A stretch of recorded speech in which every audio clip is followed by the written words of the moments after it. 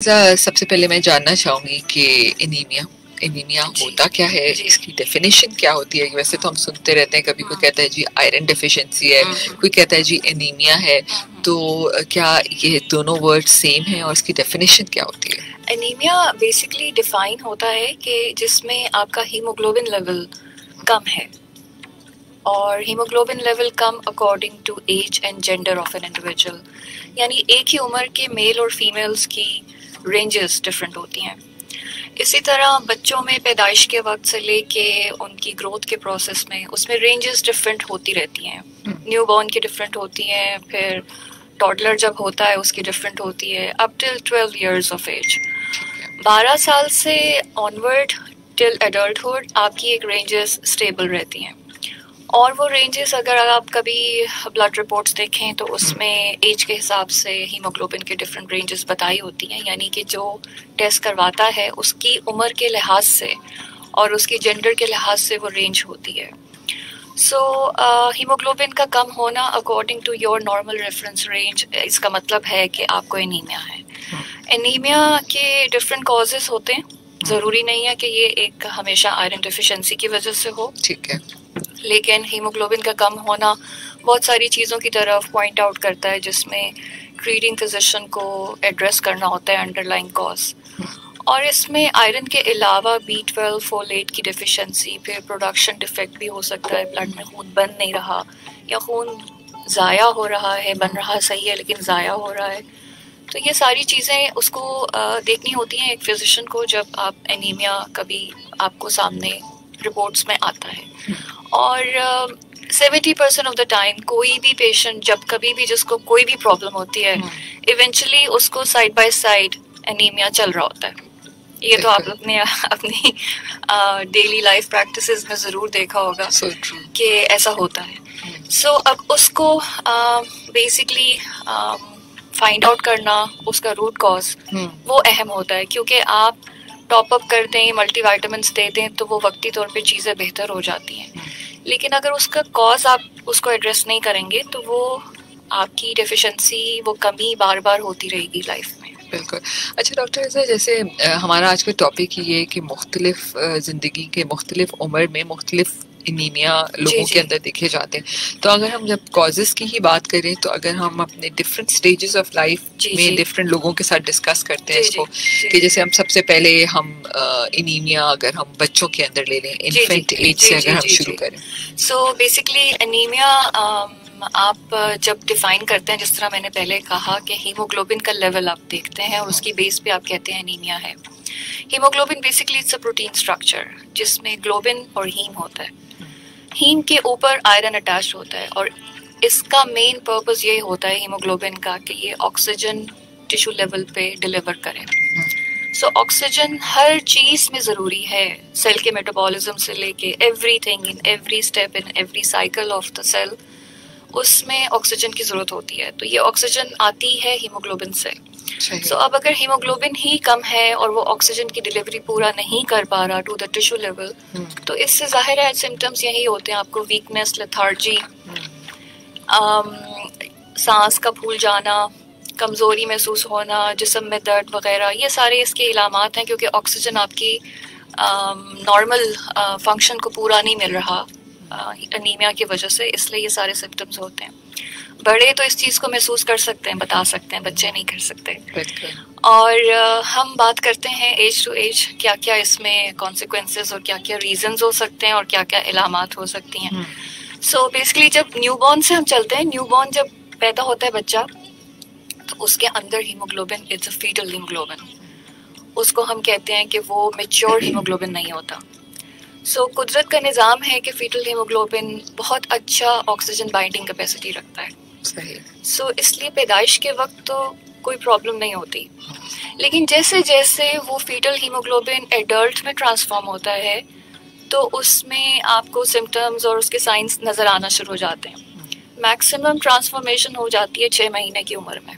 ठीक है। 6 महीने की उम्र में जो आपका CBC है, अगर तो वो एनीमिया है बच्चे में, तो फिर then definitely someone has to go about the investigation और रूट कॉज को देखना चाहिए। लेकिन डॉक्टर साहब, हम जैसे आपने कहा ना सीबीसी, तो हम 6 महीने के बच्चे का सीबीसी तो नहीं कराते? हम अक्सर नहीं कराते। हम बेसिकली पैदाइश के वक्त एक हीमोग्लोबिन चेक करते हैं और प्लेटलेट्स चेक करते हैं। ये मैं पीडियाट्रिशियन यूनिटोलॉजिस्ट की प्रैक्टिस बता रही हूँ। They never check the whole CBC, which is very important. एक CBC के प्रिंट आउट में इतनी ज्यादा इंफॉर्मेशन होती है, अगर आप उसे समझ सकें तो बिल्कुल आप खुद अपने बारे में खुद बता सकते हैं कि मुझे ये प्रॉब्लम है, ये एनीमिया इस वजह से है। सो टू कट इट शॉर्ट, 1 साल की उम्र तक कंप्लीट कन्वर्जन हो चुकी होती है फीटल हीमोग्लोबिन की टू द एडल्ट हीमोग्लोबिन, और प्रॉब्लम्स 1 साल की उम्र से ऑनवर्ड बहुत ऑब्वियस हो जाते हैं अगर हो तो। अच्छा डॉक्टर साहब, इस वक्त वहीं से अगर हम दोबारा स्टार्ट करें। हाँ जी, वो मैं आपको ये बता रही थी कि बच्चा जब 1 ईयर का होता है तो complete conversion from foetal haemoglobin to adult haemoglobin हो गई होती है। सो यानी कि वो एज ग्रुप वो होती है जिसमें आपको अगर तो बच्चे में कोई प्रॉब्लम है तो वो बहुत इजीली आइडेंटिफाई हो जाएगी। बच्चों में जो एनीमिया का कॉज होता है वो यूजुअली कंजेनिटल होता है, यानी एक्वायर्ड होता है। कोई जेनेटिक म्यूटेशंस के साथ बच्चा पैदा होता है जिसके ऊपर एनीमिया सामने हमारा एक फर्स्ट सिम्टम्स और साइंस होके नज़र आता है। अनलेस कि कोई थैलेसीमिया मेजर बच्चा पैदा हो, वो तो अर्ली एज ऑफ लाइफ में with in first month of life diagnose हो जाता है। लेकिन बाकी दूसरे जितने कंजेनिटल डिसऑर्डर्स हैं वो लेटर इन लाइफ सामने आते हैं। कंजेनिटल डिसऑर्डर्स एनीमिया से रिलेटेड पर्टिकुलरली अगर हम बात करें तो वो उसको आप 3 ग्रुप्स में डिवाइड कर सकते हैं। एक ग्रुप वो है जिसमें हीमोग्लोबिन का डिफेक्ट होता है। ठीक है। हीमोग्लोबिन का या तो वो स्ट्रक्चर पूरा नहीं होता या वो स्ट्रक्चर सही नहीं होता, तो उसमें भी एनीमिया रहता है। और स्ट्रक्चर की अगर क्वांटिटी पूरी नहीं है तो उसमें एक आपकी एग्जांपल थैलेसीमिया है। सही। और हीमोग्लोबिन का स्ट्रक्चरल डिफेक्ट है अगर, तो उसका एक एग्जांपल सिकल डिजीज है। सो ये मेनली तो ये 2 कॉमन हीमोग्लोबिन डिसऑर्डर्स हैं। इसके अलावा बहुत सारे दूसरे लेस कॉमन हीमोग्लोबिन रिलेटेड जो स्ट्रक्चरल वर्सेस क्वांटिटेटिव डिफेक्ट्स हैं, वो ज़ाहिर है बहुत डिटेल डिस्कशन हो जाएगा। नहीं। लेकिन ये कॉमन है। अच्छा, उसके बाद जो दूसरा ग्रुप आता है उसमें रेड सेल मेम्ब्रेन का डिफेक्ट होता है। रेड सेल की जो आउटर लाइनिंग है वो भी प्रोटीन स्ट्रक्चर होता है। वो प्रोटीन स्ट्रक्चर अगर कहीं से ब्रेक है उसमें, या वो पूरी तरह से फॉर्म नहीं है और वो फ्रेजाइल है, जो जब वो ब्लड वेसल से गुजरता है तो खून वहाँ पे ब्लड सेल्स जो रेड सेल्स होते हैं वो फट जाते हैं, तो ये स्ट्रक्चरल डिफेक्ट मेम्ब्रेन डिफेक्ट होता है। और ये सब हमें 1 साल के बाद पता चलती है? जी जी जी जी, ठीक है। और थर्ड जो ग्रुप आता है बच्चों में वो है जो एंजाइम डेफिशिएंसी होती है, यानी रेड सेल्स के अंदर जो एंजाइम है जिसके ऊपर उनका मेटाबॉलिज्म डिपेंड करता है, ग्लाइकोलिसिस है, उसमें अगर कोई डेफिशिएंसी है तो भी रेड सेल का स्ट्रक्चर सही नहीं रहेगा और वो एक टाइम पे आके बस्ट आउट हो जाएगा, डिस्ट्रॉय हो जाएगा। सो जब वो रेड सेल्स हेमोलाइज होंगे, टूटेंगे, तो फिर इवेंचुअली आपको हीमोग्लोबिन की डेफिशिएंसी सामने आएगी। सो रेड सेल्स के अंदर हीमोग्लोबिन होता है विच इज़ अ प्रोटीन, जो मैं आपको पहले बता चुकी हूँ। तो कोई भी ऐसा प्रॉब्लम है जिसमें रेड सेल्स ज़ाया हो रहे हैं, हीमोलाइज हो रहे हैं, उसमें इवेंचुअली आपको लो हीमोग्लोबिन मिलेगा। और वो आपको आइडेंटिफाई करना होगा, उसके अकॉर्डिंगली आपको वर्कअप करना होगा, स्पेशल इन्वेस्टिगेशन उसके ऊपर होती है और फिर आप बताते हैं कि बच्चों में क्या है। बच्चों में एक और कॉमन कॉज होती है वॉर्म्स, पेट में कीड़े पड़ गए। जी, स्कूल गोइंग बच्चों में ये बहुत कॉमन है।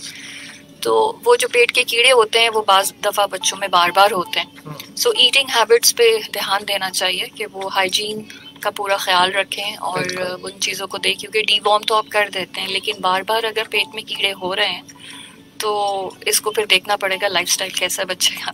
बिल्कुल। और आजकल स्कूल में भी एक मुहिम चल रही थी कि डीवॉर्मिंग की। जी जी।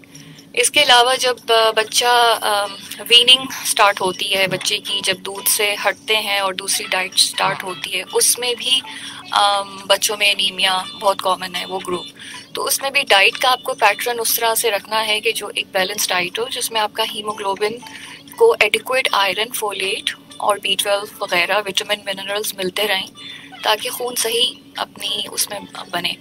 बाज़ औक़ात बच्चों को जंक फूड खाने की भी बहुत आदत होती है, तो प्रॉपर डाइट नहीं लेते, उस वजह से भी एनीमिया बहुत कॉमन होता है। एक कॉल शामिल करते हैं जी। अस्सलाम वालेकुम। वालेकुम सलाम मैडम, क्या हाल है? जी इकबाल ताजुद्दीन बोल रहा हूँ कराची से। मैडम आयजा हुसैन आई है ना आज? जी इकबाल साहब सवाल करें। हाँ, मैं सवाल ये करना था कि एनीमिया से मतलब ब्लड डेफिशिएंसी को बोलते हैं ना, राइट? और जी आप कोई सवाल आपका? हाँ, मैं सवाल कर रहा हूँ, मैं भी 10 मिनट से आपका इंतजार कर रहा हूँ, तो आप लोग थोड़ा सा तो जी मेरा कहने मकसद ये है कि इसका ताल्लुक हेमोग्लोबिन से, पहली बात। और ये आज क्या सिर्फ ब्लड डेफिशिएंसी खाली बच्चों का है या बड़ों में भी होती है? पूरा बड़ों का ही बात करें, आखिर तक आप शो सुनते रहेंगे। हाँ नहीं, लेकिन मेरा जो सवाल है ना वो ये है कि आई थिंक 13 पॉइंट तकरीबन वो होता है नॉर्मल हेमोग्लोबिन, और इससे कम अगर किसी का हेमोग्लोबिन है तो वो क्या किसी को ब्लड नहीं दे सकता? ठीक है, अभी इन सारे सवाल के जवाब आप सुनो। और कुछ चीज? और ये कि अगर किसी का हेमोग्लोबिन कम है तो उसको लेवल पर लाने का क्या तरीका है, ये जरा बता दें प्लीज। ये 2 सवाल है। बहुत शुक्रिया। जी डॉक्टर ईज़ा, हम इनके सवालात के जवाब दे देते हैं, फिर हम आगे और बढ़ेंगे। जैसे इनके 3-4 सवालात इसमें कवर हो रहे हैं। एक तो अगर आपका होमोग्लोबिन कम है, ठीक है, तो किस तरह उन लेवल्स को वापस लेके आ जाए। मैं चाहूंगी कि अगर आप इसको इस तरह बता दें कि खवातीन और मर्दों में होमोग्लोबिन लेवल्स क्या क्या होते हैं और कम हो तो कैसे। देखिए, अगर आप उसकी लेवल की बात कर रहे हैं तो अपार्ट फ्रॉम द रेंज, मैं सिर्फ एक एग्जैक्ट लेवल बताऊं, खवातीन में 12 से ऊपर होना चाहिए हीमोग्लोबिन, उससे कम है तो शी इज एनेमिक। इसी तरह मर्दों में 13 से ऊपर होना चाहिए हीमोग्लोबिन, ठीक है। अगर 13 से कम है तो मर्दों में डेफिशिएंसी है और उसको देखने की जरूरत है। अच्छा, इन्होंने एक और सवाल किया था कि खून दे सकते हैं कि खून नहीं दे सकते, क्योंकि एक सेट स्टैंडर्ड्स हैं ABB की गाइडलाइंस के अकॉर्डिंगली, जिसमें 12.5 से ऊपर हीमोग्लोबिन होना चाहिए। और सिर्फ हीमोग्लोबिन नहीं होता, उसमें बॉडी वेट, उसकी हाइट के अकॉर्डिंगली, और उसकी एज और उसके रिस्क फैक्टर्स, ये सारी चीज़ें देखी जाती हैं। फिर कहीं आप एलिजिबल होते हैं, आप फिट होते हैं ब्लड डोनेट करने के लिए। सो ब्लड डोनेशन भी जिस तरह से आप तो चाह रहे हैं खून देना, लेकिन अगर आपका खून किसी के लिए फ़ायदेमंद ना हो तो उस खून का तो फायदा नहीं है ना दूसरे जिसको लग रहा है। इसलिए ये चीज़ें एक कट ऑफ बनाई हुई हैं, स्टैंडर्ड्स हैं, हमें वो देखने होते हैं और उसके मुताबिक ही ब्लड लिया जाता है डोनर से। बिल्कुल। अच्छा, एक और जो हम अभी डीवर्मिंग और बच्चों के अंदर पेट में कीड़ों की बात कर रहे थे, तो उससे ही रिलेटेड सवाल है कि इसकी कोई वैक्सीन तो नहीं होती? नहीं, इसकी कोई वैक्सीन नहीं है, होती है, यानी आपको उसकी जो ट्रीटमेंट है वो करना पड़ता है। ठीक है। तो ये जो बार बार बच्चों के पेट में कीड़े होते हैं, ये हमारे ईटिंग हैबिट्स की वजह से बच्चों की? हाँ, बच्चों के ईटिंग हैबिट्स की वजह से होते हैं। अब बच्चे अगर बाहर मट्टी खा रहे हैं, मट्टी में खेल रहे हैं, या मट्टी वाले हाथ दोबारा वही उसी से खा रहे हैं, तो ये सारी चीजें मैटर करती हैं। सही। अच्छा, जो स्कूल गोइंग बच्चे होते हैं, स्पेशली जब बहुत सारे बच्चे कंप्लेन करते हैं कि हम थक गए हैं बार बार, या बहुत स्लो हैं, पढ़ाई में भी स्लो होते हैं, तो क्या इसकी कहीं ना कहीं वजह एनीमिया से रिलेटेड हो सकती है? जी, जब कभी ऐसे सिम्टम्स हों तो जाहिर है, जैसे मैंने आपको पहले बताया कि हर काम के लिए हर सेलुलर लेवल पे ऑक्सीजन की जरूरत है। सो अगर वो ऑक्सीजन एडिक्वेट नहीं है बिकॉज के हीमोग्लोबिन कम है, तो फिर यही इलामात होती हैं और उसको देख लेना चाहिए। एक सिंपल सा टेस्ट होता है कंप्लीट ब्लड काउंट, आप वो करा लें, CBC। उसमें आपको हर चीज पता चल जाएगी कि लेवल कितना कम है। बच्चों के लेवल्स कितने होते हैं? बच्चों के लेवल्स डिफरेंट होते हैं अकॉर्डिंग टू एजेस, और जिस तरह न्यूबॉर्न से लेके 3 साल, फिर 5 साल, 4 साल, उनके लेवल्स थोड़े डिफरेंट होते हैं, एडल्ट से कम होते हैं। स्कूल गोइंग की अगर बात करें, स्कूल गोइंग के 10 से ऊपर होना चाहिए।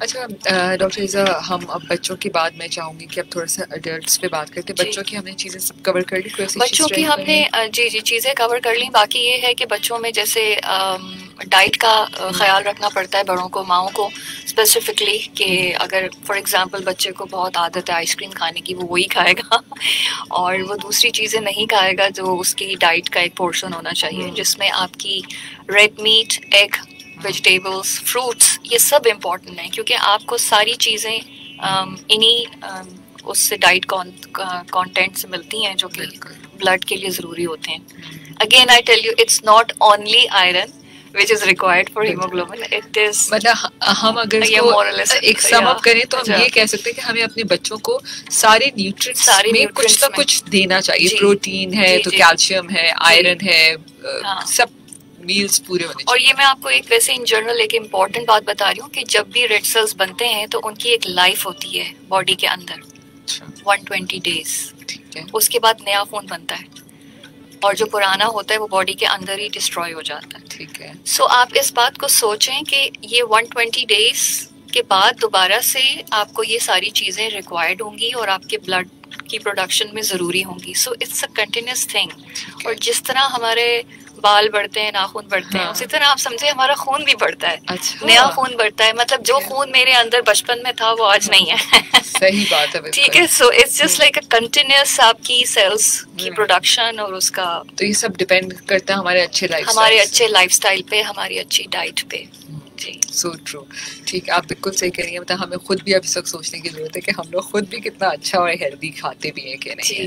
ठीक है। और आप आजकल तो मैं कहती हूँ कि शायद माँ क्या सभी एक जिंदगी की भाग दौड़ में भाग रहे हैं, बस जो प्रोसेस फूड भी अवेलेबल है, जो अवेलेबल है बस जल्दी से खुद भी खा लो, बच्चों को भी दे दो। ये प्रोसेस फूड ने भी बहुत सारी चीजें खराब कर जी। अभी अगर आप अपने आप को कंपेयर करें विद योर एल्डर्स, तो आप खुद सोचें आपका एनर्जी लेवल और उनका एनर्जी लेवल कैसा है। हाँ, कैसा है आजकल। तो सो ट्रू। अच्छा डॉक्टर इज़ा, अब हम एडल्ट्स की तरफ आते हैं। ठीक है। एडल्ट्स में अगर हम पहले खवातीन की बात करें, खवातीन में बहुत कॉमन होता है एनीमिया। खवातीन हमारा मेन, एक कॉल भी शामिल खवातीन का आलमी दिन भी है। ठीक है। तो मैं चाहूंगी कि कुछ खवातीन के बारे में बात करते हैं कि किन खवातीन में खून की कमी होने के खदशे होते हैं। खवातीन का बहुत कॉमन एक प्रॉब्लम है एनीमिया, और बेसिकली यंग फीमेल्स जो कि they are towards the productive life, उसमें ये बहुत कॉमन होता है। एक तो ये कि एक तो आपका ड्यूरिंग मेंस्ट्रुअल साइकिल जो ब्लड लॉस हो रहा है, दूसरी बात ये फिर प्रेगनेंसी और रिपीटेड प्रेगनेंसीज में भी जाहिर है बच्चे ने तो हर चीज़ ले लेनी है, माँ को कमी हो बेशक हो क्योंकि बच्चे की प्रोडक्शन में तो हर चीज़ चाहिए। सो उसमें फिर उसके बाद ब्रेस्ट फीडिंग में ये सारी वो चीज़ें हैं जो कि ख़वातीन इन सारी स्टेजेस से गुजर रही होती हैं, और उसमें मोस्ट कॉमन होता है आयरन की डेफिशिएंसी हो जाना। हाँ, बस ब्रेक है डॉक्टर। जी। ठीक है। अच्छा डॉक्टर इज़ा, हम ख़वातीन पे बात कर ख़वातीन की बात कर रहे थे जिसमें एनीमिया का मोस्ट कॉमन आयरन की डेफिशिएंसी की वजह से एनीमिया हो रहा होता है। और आयरन की डेफिशिएंसी आप अगर कंप्लीट ब्लड काउंट पे देखें तो MCV और MCH ये दो चीज़ें होती हैं जो कि लो होती हैं। अच्छा, ये दो चीज़ें लो होना, एनीमिया तो होगा ही होगा, यानी हीमोग्लोबिन तो कम होगा, लेकिन उसके अलावा MCV और MCH भी कम होगा। सो जब ये चीज़ कम होती है तो इसकी दो ही वजूहत होती हैं, या तो थैलेसीमिया माइनर है या फिर आयरन की डेफिशिएंसी है। सो आयरन की डेफिशिएंसी के लिए आप आयरन प्रोफाइल करा के उसको चेक करते हैं। प्रोफाइल में मुराद है कि जिसमें आयरन कराते हैं आप, TIBC देखते हैं, स्टोरेज फॉर्म आयरन की फेरेटिन होती है वो भी कराते हैं। और थैलेसीमिया माइनर के लिए तो ऑफ कोर्स आपको HP इलेक्ट्रोफोरेसिस कराना पड़ता है। ठीक है। एक और चीज़ होती है जिसपे हम CBC देख के कुछ एग्जम्पशन दे सकते हैं। कोई बहुत ऐसे क्लियर कट केसेस होते हैं, उसमें नीचे अगर आप देखें तो CBC की रिपोर्ट के नीचे एक मॉर्फोलॉजी दी होती है जो कि ब्लड फिल्म रिव्यू होता है। उसमें भी बहुत सारी इंफॉर्मेशन होती है फिजिशियन के लिए, जिसमें ये डायरेक्शन दे दी जाती है कि ये शायद थैलेसीमिया माइनर है, और उसमें आपका RBC काउंट थोड़ा ज़्यादा होता है और RDW को देखना होता है, रेड सेल डिस्ट्रीब्यूशन विच। ये आपकी CBC में सारी चीज़ें मेंशन होती हैं। बिल्कुल। ये और बात है कि हम उन चीज़ों पे ध्यान नहीं देते क्योंकि हमारा पॉइंट ऑफ कंसर्न नहीं है वो। हम सिर्फ दो चीज़ें देख लेते हैं बस। फिजिशियन का और पेशेंट का जो कंसर्न होता है वो सिर्फ हीमोग्लोबिन कितना है, WBC कितने, प्लेटलेट्स कितने। दाएं बाएं जितनी भी इंफॉर्मेशन है आपकी ब्लड, वो किसी को जरूरत नहीं होती उसकी। लेकिन मैं कभी देखती हूँ ना तो मैं उसके जो साइड में रेंजेस नहीं होते सबको ही देख लेती हूँ, लेकिन वो फिर आपको समझ नहीं आएगा कि इसका मतलब क्या है। हम देख लेते हैं कि चलो रेंज के बीच में ना ठीक ही होगा फिर। हाँ, तो ये है। सो RDW बेसिकली बड़ी होती है आयरन डेफिशिएंसी में, और थैलेसीमिया में ये नॉर्मल होती है। तो एक ये चीज़ ज़रूर आप CBC पे देख के खुद से गेस कर सकते हैं कि ये है। थैलेसीमिया माइनर बहुत एक साइलेंट चीज़ होती है जो कि एक कैरियर स्टेज होती है, इट्स नॉट अ डिजीज़। तो ये आपको आपके अंदर होती है, आपको पता नहीं होता। इंसिडेंटली कभी ब्लड काउंट किसी ने कराया, CBC कराया, तो उसमें ये चीज़ सामने आती है और फिर उसको पता चलता है कि वो क्या है। लेकिन इस चीज़ को इस तरह से लेना चाहिए कि आप पेशेंट नहीं है, आप कैरियर हैं। और कैरियर अगर कोई है तो उसको जाहिर है उसकी प्रिवेंशन यही है कि उसकी शादी कैरियर से नहीं होनी चाहिए ताकि आगे फैमिली में ना जाए, क्योंकि दो कैरियर जब मिलते हैं तो they make a complete disease जो कि बच्चों में आती है। लेकिन डॉक्टर इज़ा, यहाँ तो कुछ एक कम्युनिटी है, मुझे आई थिंक थोड़ा सा याद पड़ता है कि एक कम्युनिटी है हमारे पाकिस्तान में जो इस चीज़ को बिफोर शादी चेक करती है, बोरी कम्युनिटी ना। लेकिन हम लोग तो, कोई नॉर्मल इंसान तो नहीं करता इसको चेक। आई थिंक ये जरूर करना चाहिए। हम इसको एक स्टिग्मा समझते हैं, टैबू समझते हैं, लेकिन हम इससे रिलेटेड प्रॉब्लम को नहीं समझते कि वो अगर खुदा न खास्ता किसी को भी हो गया तो वो कितना सीरियस होगा, क्योंकि इसका कोई क्योर तो है नहीं। आप प्रिवेंशन ही इसका वाहिद हल है कि आप वो बच्चा पैदा ही ना होने दें जिसको थैलेसीमिया मेजर होने का इम्कान है। और अब तो एंटीनेटल टेस्टिंग भी बहुत आसान हो गई है। अगर खुदा न खास्ता मियाँ बीवी ने पहले ये टेस्ट नहीं कराया, शादी के बाद कराया, वो दोनों माइनर हैं और वो बच्चा कभी कंसीव होता है, तो वो आप 14 वीक्स तक एक टेस्ट करा सकते हैं जिसको एक फतवा दिया हुआ है कि वो मुनासिब है, उसमें आप टर्मिनेशन एबॉर्शन पे जा सकते हैं, क्योंकि उस वक्त तक उसकी बच्चे की हार्ट बीट नहीं बनी होती ना, तो वो कत्ल के जुमरे में नहीं आता। इसका एक प्रॉपर फतवा है। सो ये भी हो सकता है, मुमकिन है, इसकी भी गुंजाइश है। लेकिन ये है कि जाहिर है एक चीज़ है कि अगर आपको खुद को पता है कि आप थैलेसीमिया माइनर हैं, तो फिर जाहिर है जब आप शादी करने जा रहे हैं तो आपको इस चीज़ का ख्याल होना चाहिए कि वो थैलेसीमिया माइनर ना हो। एक कॉल लेते हैं, बहुत देर से हमने होल्ड कराया हुआ है। जी अस्सलाम वालेकुम। हेलो, थिंक डिस्कनेक्ट हो गया, आई एम सॉरी कॉलर, इसकी कॉल में होल्ड कर। जी अस्सलाम वालेकुम। हेलो, अस्सलाम वालेकुम। जी वालेकुम अस्सलाम। मुझे बदल काकड़ कहते फ्रॉम कोयटा सिटी। आपको डॉक्टर साहिबा को आवाज की दुनिया में वेलकम कहना चाहता हूँ। जी बहुत शुक्रिया आपकी कॉल का। कोई सवाल करना चाहेंगे? सवाल तो ये है, स्पेशली आपको पता होगा कि यहाँ से जो हमारी अपनी जो वैसे वो जो ये मकानी मिट्टी ये दख्ती पे जो लगाते हैं मेट, हम लोग मेट कहते हैं, अक्सर खाते हैं। और अक्सर डॉक्टर साहब ने चेकअप किया, उसने कहा कि खून का जो है बहुत कमी है। तो ये जो काइंडली अगर ये मिट्टी खाते ये मेट खाते तो हाँ, तो ये काइंडली क्या इस्तेमाल करें। और दूसरी बात ये, शाह साहब से मैं रिक्वेस्ट करता हूँ कि आप कोयटा पे लिंक दिया करें, क्योंकि अभी कोयटा पे आपकी आवाज नहीं आ रही है। अच्छा चलो ठीक है, ओके जी, बहुत शुक्रिया आपकी कॉल करने का। मिट्टी बच्चे मिट्टी खाते हैं, बच्चे सिक्का खाते हैं, पेंसिल चिबाते हैं, बच्चे बर्फ भी खाते हैं। ये सारी वो जो चीजें हैं, बर्फ भी खाते हैं, सो ट्रू। तो ये सारी वो चीजें, खाना तो मुझे भी अच्छा लगता है डॉक्टर साहब। ठीक है, सही। अच्छा, तो जब ये चीजें अनयूजुअल, इसको हम कहते हैं अनयूजुअल ईटिंग हैबिट्स, तो ये बच्चों में होती हैं। और जब ये होती हैं तो इसमें मोस्ट कॉमन जो चीज होती है वो आयरन की डेफिशिएंसी होती है। कुछ बच्चों को पेंट खाने की भी आदत होती है, तो उनमें लेड का जो लेवल है वो बढ़ जाता है, और लेड इटसेल्फ आयरन की कमी कराता है। तो ये सारा उसमें यही है कि इनमें डेफिनेटली अगर ये बच्चा मिट्टी खाता है तो इसमें आयरन की कमी होगी। आयरन की टेस्ट कराएं और आयरन की दवा शुरू कर लें। बच्चों में ज़ाहिर फेरस सल्फेट हम देते हैं सिरप, जो कि 1 चमचा बड़ा 5 ml का सुबह शाम, और बड़ों में हम आयरन की गोली देते हैं जो कि फेरस सल्फेट है 200 मिलीग्राम सुबह शाम। एक कॉल और शामिल करते हैं। जी अस्सलाम वालेकुम। वालेकुम सलाम। ये पूछना था कि थैलेसीमिया बीमारी कैसे होती है? ओके जी, बहुत शुक्रिया। अभी आपने एक थोड़ा सा अगर कंक्लूड करके हम बता दें। थैलेसीमिया बेसिकली एक हीमोग्लोबिन का मौरूसी डिफेक्ट है, जिसमें ये चीज़ें इनहेरिट होती हैं, फैमिलीज में चल रही होती हैं। सो हीमोग्लोबिन की डिफेक्ट जो कि एक क्वांटिटेटिव डिफेक्ट है, यानी हीमोग्लोबिन की क्वांटिटी पूरी नहीं है, उस वजह से हीमोग्लोबिन पूरा फंक्शन नहीं कर पाता और उसका लेवल कम रहता है। इसके 3 कैटेगरीज हैं। एक तो थैलेसीमिया मेजर है, जो कि फर्स्ट मंथ ऑफ लाइफ, बच्चा जब पैदा होता है विद इन 1 मंथ वो डायग्नोस हो जाता है। उसमें रेगुलर ट्रांसफ्यूजन, खून की ट्रांसफ्यूजन की ज़रूरत पड़ रही होती है। दूसरा एक बीच वाला ग्रुप होता है जिसको हम कहते हैं थैलेसीमिया इंटरमीडिया। वो ग्रुप होता है जो कि जेनेटिकली तो बिल्कुल मेजर की तरह उसके अंदर डिफेक्ट है, म्यूटेशन, लेकिन उसकी क्लिनिकल प्रेजेंटेशन मेजर से हल्की है। सो उन पेशेंट्स को साल में 1 मरतबा या 6 महीने में खून की ज़रूरत पड़ती है। वो थैलेसीमिया इंटरमीडिया होते हैं। और तीसरी कैटेगरी होती है जो कि थैलेसीमिया माइनर होते हैं। वो सिर्फ कैरी किया होता है उन्होंने जीन को, वो कैरियर होते हैं, उनके अंदर खून की बस कमी होती है, लेकिन क्लिनिकली उनको कोई सिम्टम्स नहीं होते। सही। अच्छा डॉक्टर साहब, आपने कहा कि जैसे बच्चों और बड़ों में जब खून की कमी होती है उनको सप्लीमेंट्स दिए जाते हैं, तो क्या खाली सप्लीमेंट्स काफ़ी होते हैं लेवल्स को सही करने के लिए? सप्लीमेंट्स काफ़ी तब होते हैं जब आपको एक्चुअली ट्रूली आपको डेफिशिएंसी है।